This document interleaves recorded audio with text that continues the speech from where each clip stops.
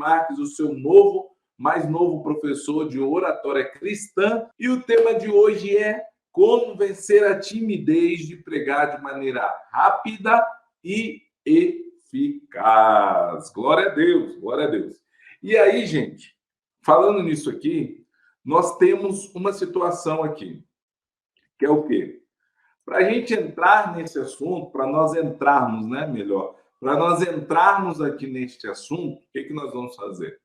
Para nós falarmos de timidez, nós temos que aprender que existe 3 tipos de timidez, tá? Eu vou colocar aí para vocês e justamente esses 3 tipos de timidez eu vou estar explicando para vocês de uma maneira um pouco mais enfática aqui, tá bom? Existem 3 tipos, tá?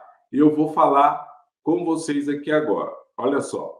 O primeiro tipo de timidez é a timidez crônica.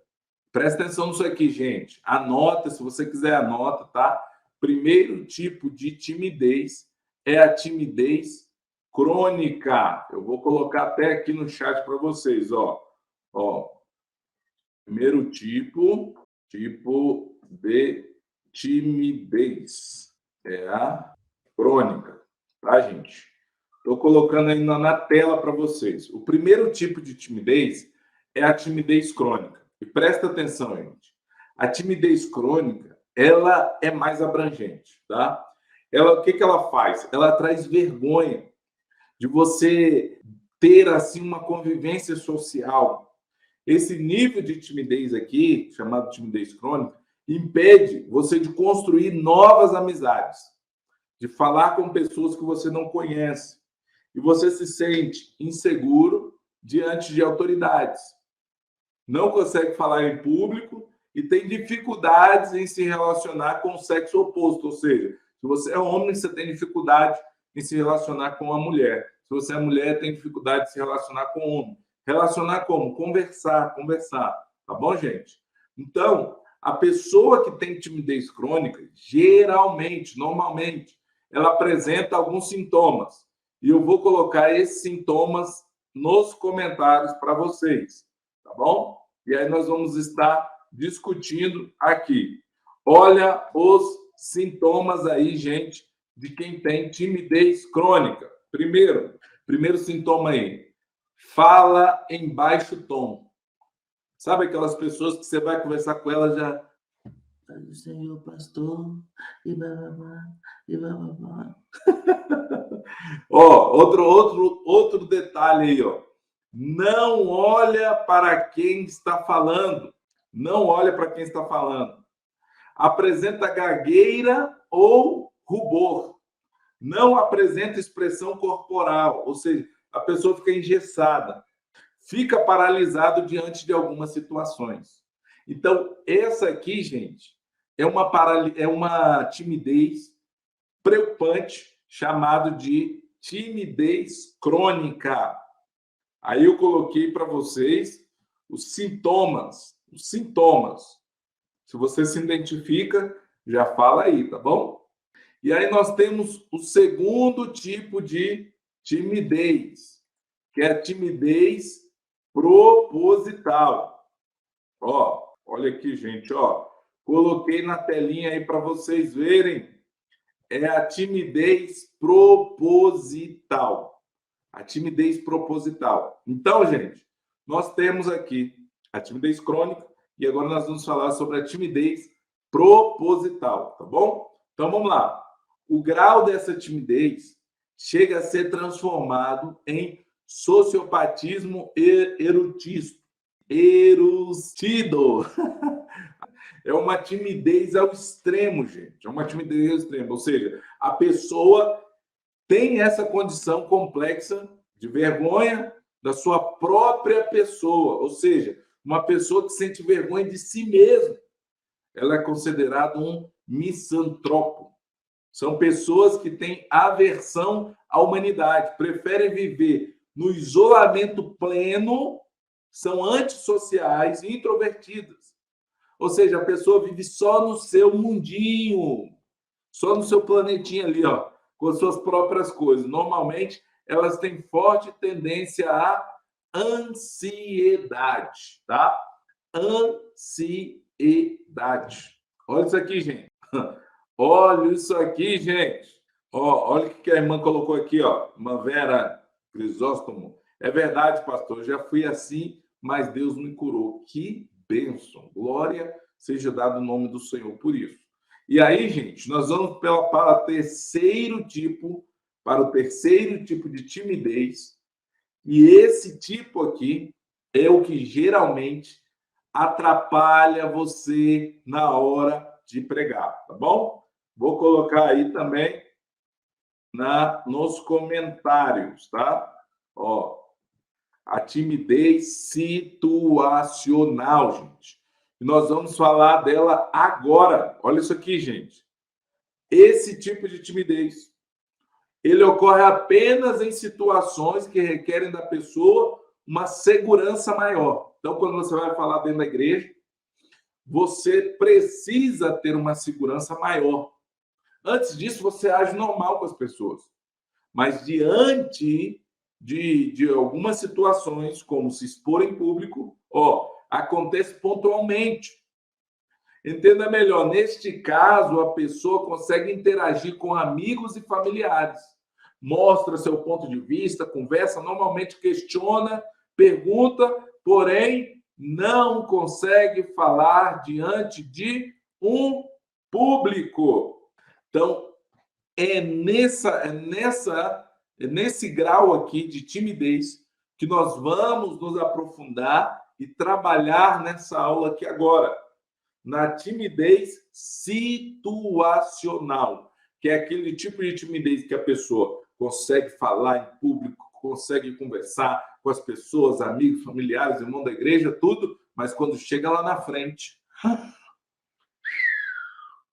não sai nada. E aí, gente, presta atenção nisso aqui. Presta atenção nisso aqui, gente. Olha só que coisa interessante.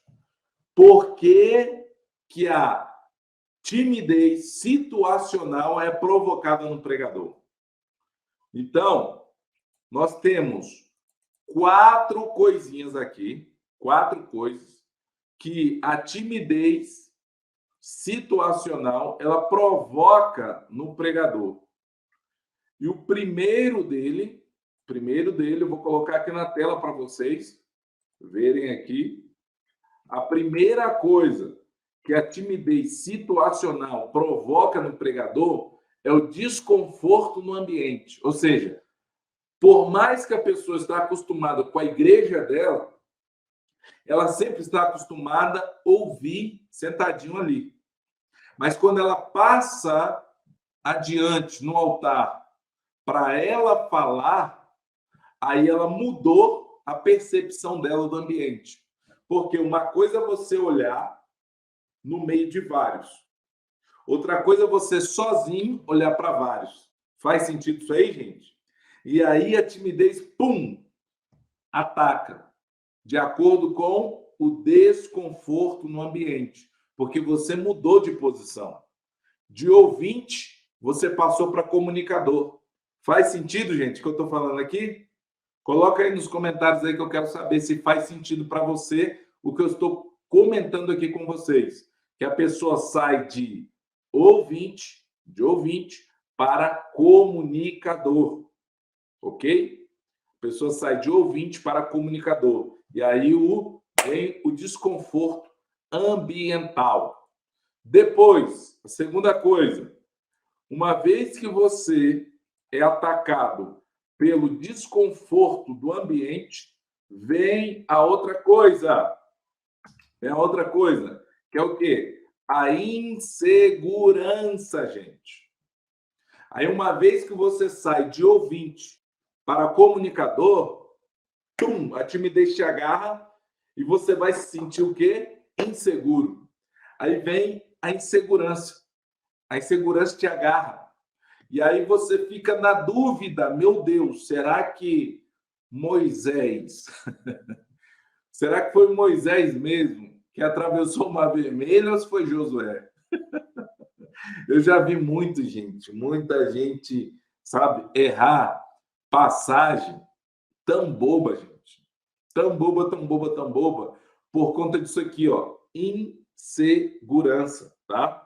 E aí, ó, o pastor Natanael colocou aí, ó. Faz muito sentido. A irmã Lúcia, sim. Ó os irmãos aí, ó. Irmão Cauã Mota, é desse jeitinho mesmo. É verdade, pastor, muitas pessoas sofrem com esse problema. Olha isso aí, meu povo. E uma vez, gente, que a insegurança ela bate na pessoa, aí vem para o terceiro nível, que eu vou colocar aqui na tela também para vocês. O terceiro nível que chega na pessoa é o nervosismo. A pessoa começa a ficar nervosa. E uma vez que você fica nervoso, gente, você vai sofrer com uma coisinha chamada branco na mente. Ó, a tua memória de longo prazo, ela é afetada. Ela é afetada. E aí, a única coisa que vai estar trabalhando ali naquele momento, debaixo de pressão do nervosismo, é a memória de curto prazo. E a memória de curto prazo, meu amigo, vai te deixar na mão. Por que ela vai te deixar na mão? Porque a memória de curto prazo sempre está apagando coisas novas. Ela sempre está apagando coisas novas. E é nesse momento aí que, se a sua mensagem não está nos 3 lugares que ela precisa estar no teu corpo, no teu coração, na tua mente e na ponta da tua língua, se ela não está nesses 3 lugares, ela não está na sua memória de longo prazo. Se ela não está na memória de longo prazo, o seu esboço, quando você olhar o seu esboço, é a mesma coisa de você estar olhando uma folha em branco, porque aquilo ali não vai fazer sentido algum para você, gente. Vocês estão me entendendo isso aqui, gente?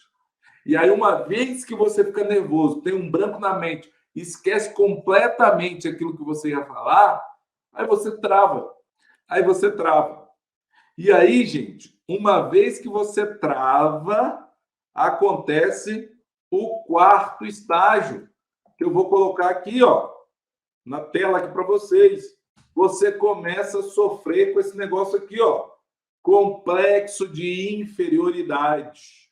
Aí você começa a achar assim, ai meu Deus, eu acho que eu não tenho jeito para ser pregador, não. Eu acho que eu não tenho o dom da palavra. Eu acho que Deus não me chamou para pregar a palavra dele. Eu acho que, sabe, eu acho.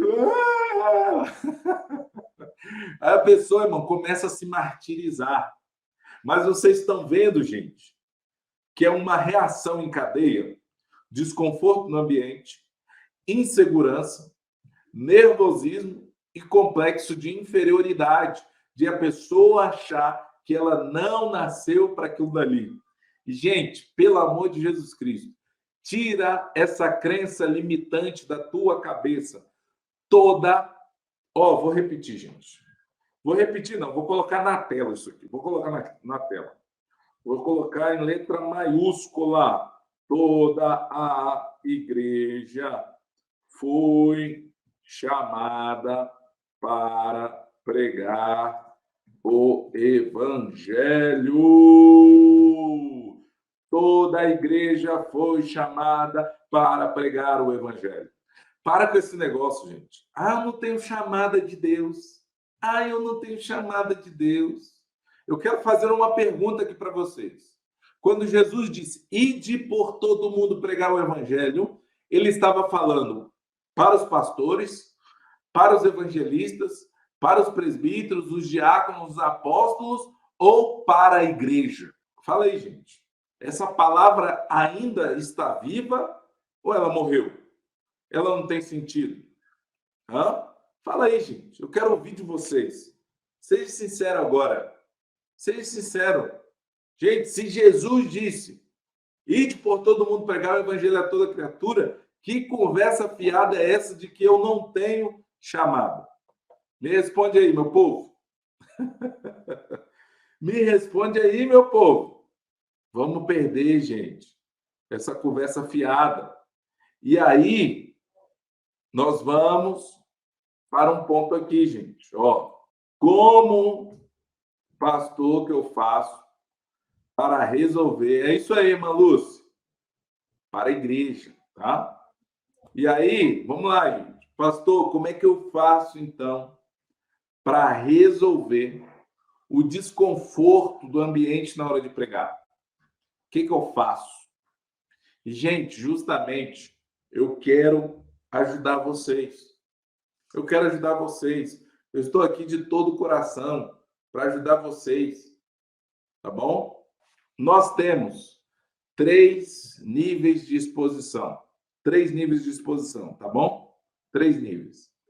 Nível primário, secundário, terciário. Então, o que acontece? No nível primário, você vai estar em um ambiente onde você pode controlar. Que são o quê? Cultos familiares, células, cultos domésticos, pequenos cultos, aonde você conhece as pessoas te conhecem. E quando você está no meio de pessoas que você conhece, num pequeno número, você fica menos tímido quando você vai falar, tá bom? E aí, nós temos o segundo nível, que é o nível secundário.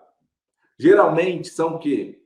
Pequenas reuniões na tua igreja, de culto das irmãs, culto dos jovens, culto dos adolescentes, etc, etc e tal. Esses cultos aqui. Nós temos o terceiro nível, que são grandes cultos, como culto de domingo, cruzadas, congresso, seminário, campanha, etc. Aí, gente, olha só. A pessoa não passou pelo nível primário, nem o secundário, e já quer ir para o terciário, já quer ir pregar num culto de domingo. Só que ela não percorreu esse estágio. Ela não percorreu esse estágio. E uma vez que ela não percorreu esse estágio de conseguir passar pelo nível primário, secundário, ela vai chegar no nível terciário, que é um culto de domingo, uma cruzada, uma campanha, uma campanha não, uma campanha, um congresso, vai travar, gente. Vai travar. Porque ela vai se sentir muito mais desconfortável. O que eu quero dizer para vocês e explicar para vocês que pregar não é só prática. Não é só prática. Você não é somente, não. Quem prega muito não tem medo. Gente, para de falar besteira. Para de falar besteira. Não existe isso. Você tem que passar por esses níveis. Quando você está iniciando ali o seu ministério, já pregou 2, 3, 4, 5 vezes, gente, presta atenção nesses níveis. Se você não passa por esses níveis, você vai sentir um desconforto no ambiente. Então, é muito mais fácil, é por isso que no método Medo ao Púlpito, eu aconselho os meus alunos, olha, passe pelo nível primário, depois vem para o secundário, depois vem para o terciário. Um de cada vez, gente. Um de cada vez. Porque se vocês não conseguirem resolver este problema, vai acarretar outros problemas na sua vida. Porque o desconforto no ambiente vai gerar o quê? Insegurança. A insegurança vai gerar o quê? Nervosismo. O nervosismo vai gerar o quê, gente? O quê? Complexo de inferioridade. Então, como resolver isso? Passando pelo nível, começando de novo, passando pelo nível primário, secundário, terciário. Se seu pastor, você está dando os primeiros passos, não pregou nem 10 vezes, seu pastor já quer te colocar para pregar no dia de domingo, conversa com ele. Pastor, deixa eu pregar nos cultos nas casas, nos cultos domiciliar, nas células, se sua igreja tem célula. Deixa eu pregar, pastor, nesses pequenos cultos. Depois começa a ir lá no círculo de oração, num grupo de jovens, pede oportunidade, deixa eu pregar aqui, deixa eu dar uma palavra aqui. E aí você, vai subindo. Aí sim, você pegou confiança nesses 2 ambientes, quando você chegar no terceiro, diante da igreja, você está já preparado para enfrentar aquilo ali. Por quê? Porque você veio construindo uma base, gente. Você veio construindo uma base. ok? E aí, meu povo, é o seguinte, nós temos mais um ponto. Então, vamos lá. Ó, como resolver a insegurança de pregar? Então, a insegurança de pregar, ela vem, primeiro, ocasionada por esse desconforto ambiental do ambiente, né, que você vai pregar. Segundo, porque geralmente a palavra que você vai trazer, a palavra que você vai pregar, ela não está internalizada no seu subconsciente, que é a sua memória de longo prazo. Um exemplo claro aqui. Você que está aqui é um profissional, por exemplo, um mecânico. Você fala para um mecânico assim: me explica aí como que eu faço para trocar o rolamento dessa roda dianteira aqui, da roda direita do meu carro dianteira.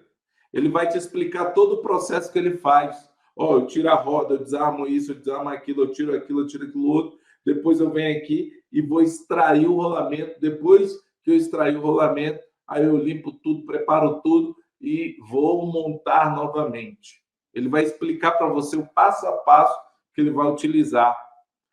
Por que que ele tem tanta segurança em falar o passo a passo para outra pessoa que ele faz para trocar um rolamento? Porque aquele processo já está internalizado na memória de longo prazo dele. É algo que ele já faz paulatinamente. E aí, por exemplo, Deus te dá uma palavra. Em Apocalipse capítulo 7, gente. Aí você vai pregar em Apocalipse capítulo 7, versículo 9, sobre os mártires da grande tribulação, só que você não tem familiaridade com Apocalipse. E aí, meu povo, o que acontece? O que acontece quando você chegar lá para você pregar? Pode ter certeza absoluta, você vai tentar resgatar aquela mensagem dentro da sua memória de longo prazo e ela não vai estar lá.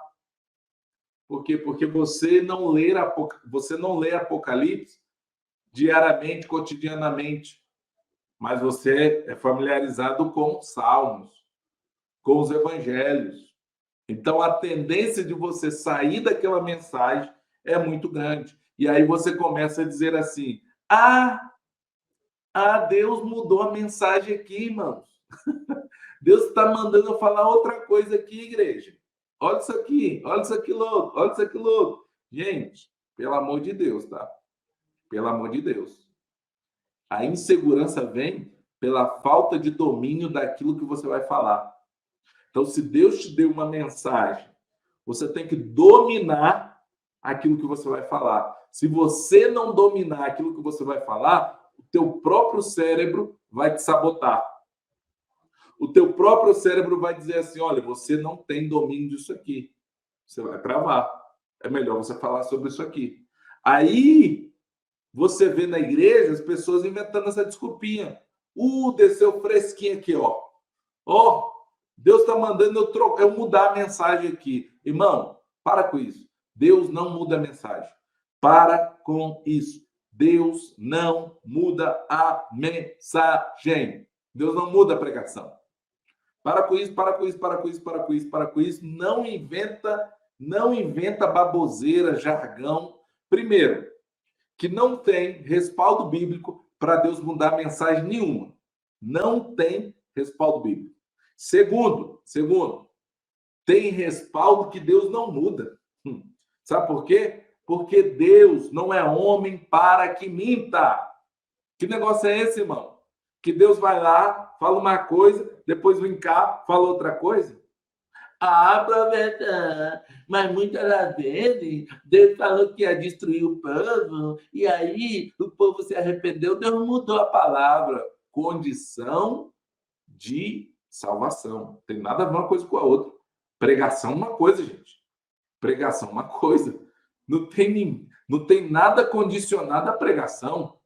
Você simplesmente vai lá, como um bom carteiro, entregar a carta que Deus mandou você entregar. E ponto final. Ponto final. Tá bom, gente? Então, como resolver a insegurança de pregar? se aprofundando nas escrituras, tendo domínio daquilo que você vai estar pregando, tá bom?